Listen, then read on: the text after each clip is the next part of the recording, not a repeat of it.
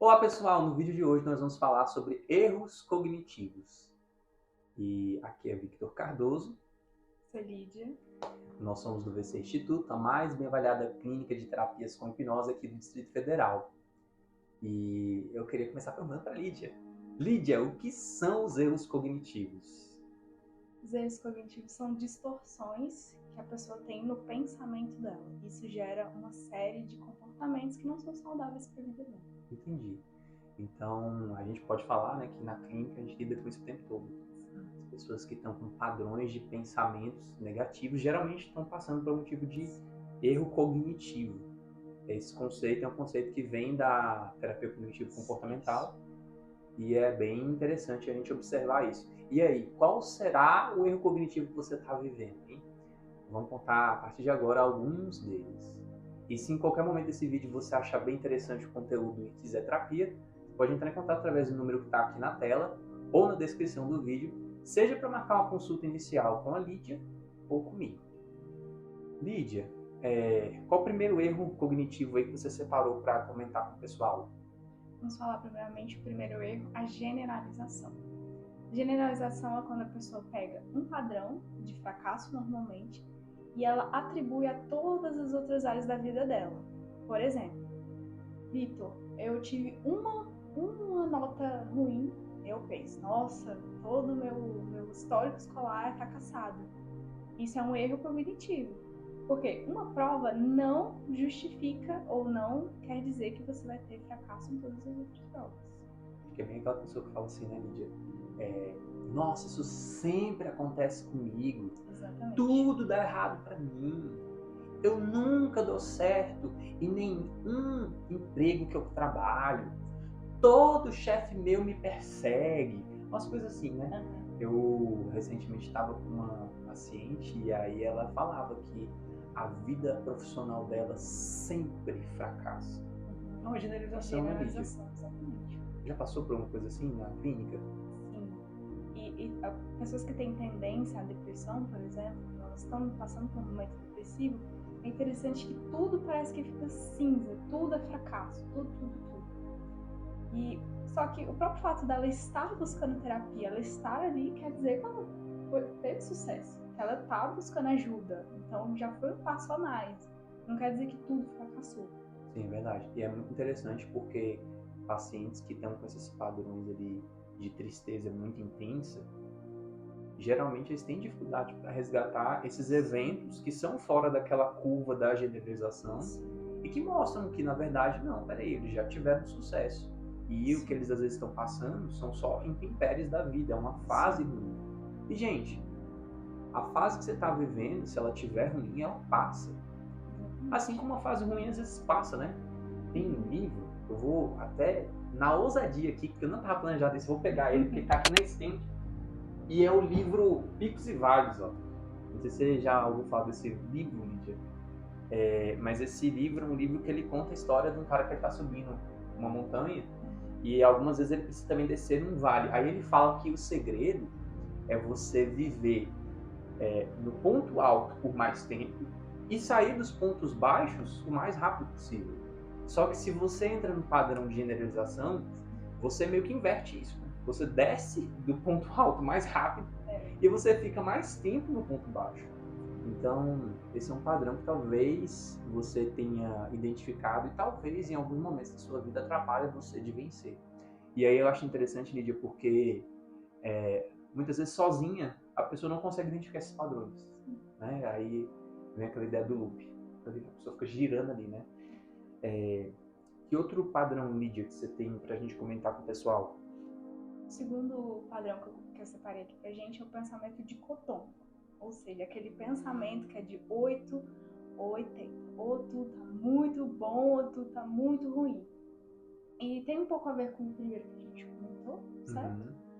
Mas aqui a pessoa não consegue encontrar um equilíbrio na vida. Por exemplo, ou ela tá no relacionamento, ou tá tudo muito bom, onde ela não consegue reconhecer até as coisas ruins mesmo, ou tá tudo muito ruim, onde ela não consegue ver os padrões positivos daquele relacionamento. E na terapia, o que nós terapeutas ensinamos é buscar o equilíbrio. o que é que a gente pode fazer para entrar no meio ali. Porque a vida não é preto e branco, existe uma gama de cores aqui no meio. Sim, verdade. E esse é um padrão que impede bastante a pessoa de amadurecer, né? Sim, exatamente. Porque você vai viver ou o tempo todo repetindo padrões ou rebelando padrões. Às vezes você vai estar ali no 8 repetindo o 8, ou vai estar no 80 repetindo o 80. Nunca encontrando uma das 72 possibilidades. Exatamente. Uma vez eu estava na clínica, Lídia, aí umas 3 vezes que eu fui usar uma ideia dessa, né? Aí eu virei pra pessoa e falei assim, olha, entre 8 e 80, existem 82 possibilidades. É totalmente de cálculo, assim. Essas coisas eu erro de cálculo, gente, mas os demais eu acerto. Aí eu aprendi, são 72 possibilidades.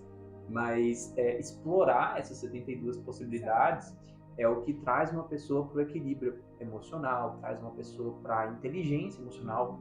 A inteligência emocional, ela tá no meio de você encontrar aqui um comportamento que ele seja mais saudável e que não seja exagerado, né? Nem de você ter ali um padrão que vai fazer igualzinho, nem um padrão para fazer totalmente diferente. Esse pensamento de tudo ou nada me lembra muitas pessoas que têm desafio de relacionamento.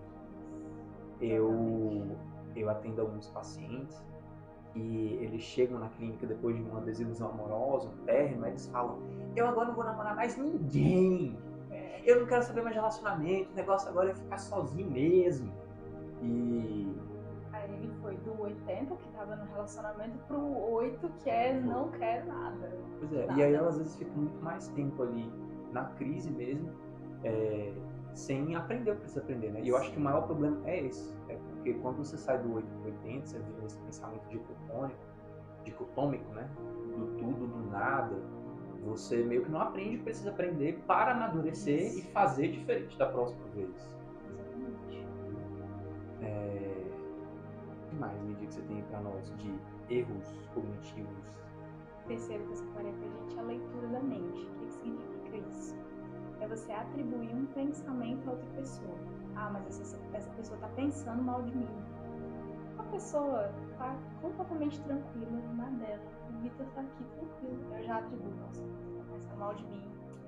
O Vitor não gosta de mim. Ele... Nossa, não vai dar certo. Isso aqui é um erro cognitivo. Por quê? Eu não tenho como saber o que passa na cabeça dele. A menos que ele me diga.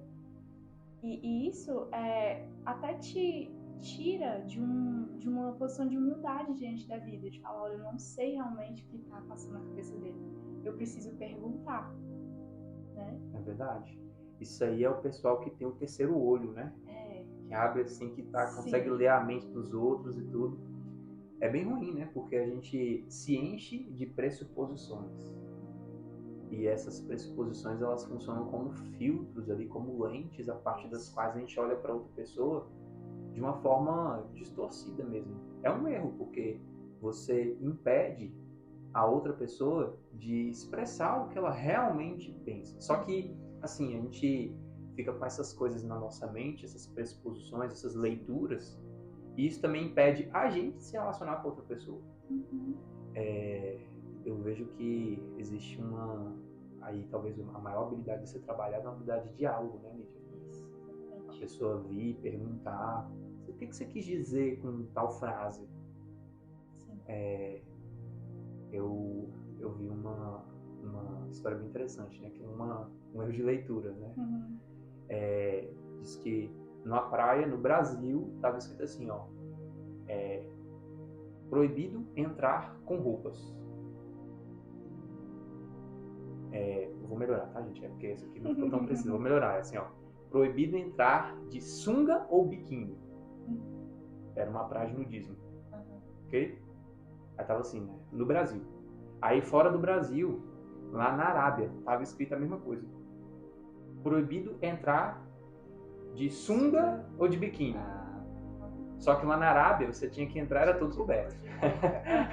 Exatamente. Entendeu? Aí imagina, como é que, se for só a leitura mental, você vai cometer um erro crasso.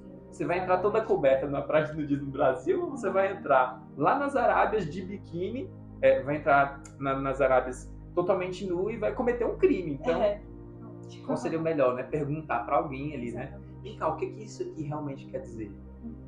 Qual é o hábito desse povo? E aí você consegue extrair a verdade ali de qual é o comportamento por trás aceitável, né? E o que a pessoa estava querendo dizer. Então, a gente lembra dessa história, né, do proibido. Essa questão que você falou do diálogo é interessante, porque a palavra diálogo vem de dois e logos, que é conhecimento. Então, no diálogo é duas pessoas compartilhando conhecimento. Só que quando você faz uma leitura mental da pessoa, esse erro cognitivo te faz entrar num monólogo, ou seja, só você fala. Você não está disposto a ouvir o que a outra pessoa tem para dizer. Até a pessoa pode falar, mas você está com a lente da leitura mental que você fez e você já interpreta da sua forma, né? Então esse é um erro que é terrível em relacionamentos. Você deve ter pegado, assim, já casos de pessoas que apenas de você dar uma sugestão para a pessoa, escuta o outro, escuta realmente de fato o que ele quer dizer, isso muda completamente os relacionamentos. Eu lembro, Lídia, que teve um casamento que foi resgatado quando a pessoa aprendeu essa habilidade. Porque era assim, ó, toda vez eles entravam em conflito um com o outro, porque ela, a mulher, que era quem estava aqui como minha paciente, ela pressupunha várias coisas negativas na fala dele. Aí eu cheguei pra ela e falei, olha, faz o seguinte, a partir de hoje, quando ele fala uma coisa que você achar que ele tá querendo dizer algo, você chega e pergunta pra ele, vem cá, você tá querendo dizer tal coisa? Aí quando ela começou a fazer isso, ela começou a ver que ele tinha muitas falhas na comunicação. Ele tinha uma linguagem muito abrangente, sabe? E aí, como a linguagem dele não era precisa, ela preenchia várias lacunas de forma negativa. Então ela descobriu duas coisas. Primeiro, que ele não era tão preciso, e segundo, que ela era bem negativa. Mas isso poupou, porque depois ele explicava, não, amor, eu quis dizer isso. Aí ela, não, tá bom. E aí parou, o casal, né, diminuiu bastante o nível de conflito só por conta de ela entender que ela estava fazendo essas leituras e que ela estava entrando nesse monólogo. Né? Então, muito legal. Gente, ó, se você gostou desse conteúdo, avise para nós aqui nos comentários, porque a gente vai considerar, a partir da resposta de vocês, talvez fazer um segundo vídeo trazendo outros comentários aí dos casos e também desses erros cognitivos. E mais uma vez, se você olhou para esses erros cognitivos, se identificou, você pode marcar uma consulta, seja com a Lídia ou comigo aqui no VC Instituto. E aí a gente vai ter o prazer de orientar você e de ajudar você nesse processo terapêutico para vencer esses erros e, claro, né, avançar rumo ao bem-estar, uma performance, uma maturidade, construir uma relação melhor com você e com as pessoas à sua volta. E se você gostou desse vídeo, curta, compartilha, comenta, pode clicar aqui embaixo para deixar o seu comentário e enviar para outras pessoas. E é isso aí. Até o próximo vídeo. Até o próximo vídeo.